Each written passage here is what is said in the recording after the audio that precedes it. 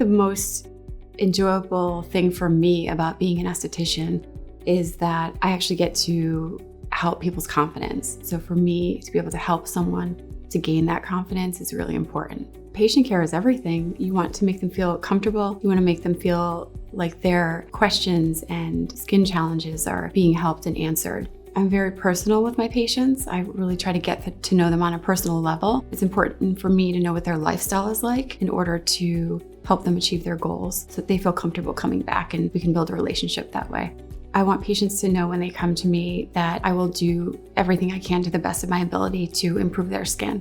It feels amazing to see someone love the skin that they're in. I see patients come in all the time and their skin is transformed after one session. So for me, it's extremely satisfying to see them happy.